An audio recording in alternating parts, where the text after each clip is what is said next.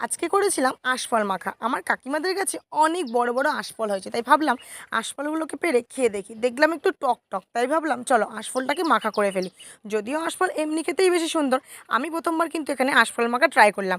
আজকে সাউট আউটে একজন বলছে দীপ্তি হাসান তানহা তার নাম। এইভাবে আমাকে সাপোর্ট করতে থাকুন আর অবশ্যই আমাদের বাংলাদেশে এসে ঘুরে যাবেন। থ্যাংক ইউ দীপ্তি, নিশ্চয়ই যাব।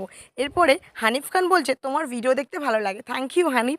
আমি এখানে আঁশফলগুলোকে ছাড়িয়ে নিয়ে তার মধ্যে দিয়ে দিয়েছি লবণ এবং দুটো লেবু পাতা এখানে কুচিয়ে দিয়ে দিয়েছি। একটা শুকনো লঙ্কা পুড়িয়ে নিয়েছিলাম, সেটা এখানে কুচি কুচি করে দিয়ে দিয়েছি। আর তার সাথে দিয়েছি এখানে অল্প পরিমাণে কিন্তু লেবুর রস ও কাসুন্দি। ব্যাস, তারপরে এখানে আঁশফলটাকে ভালো করে মাখা করে নিয়েছি। সত্যি বলতে কি, আঁশফল মাখার থেকে এমনি আঁশফল কিন্তু অনেক বেশি সুন্দর খেতে লাগে। আর হ্যাঁ, আমার কিন্তু 1K সাবস্ক্রাইবার কমপ্লিট হয়ে গেছে, সেটা কিন্তু শুধুমাত্র তোমাদেরই জন্য। তার জন্য অনেক অনেক ভালোবাসা ও ধন্যবাদ রইল। আমি এখানে আঁশফল খেতে থাকি, তোমরা আরও ভালো ভালো মিনি ব্লগের জন্য আমার চ্যানেলটিকে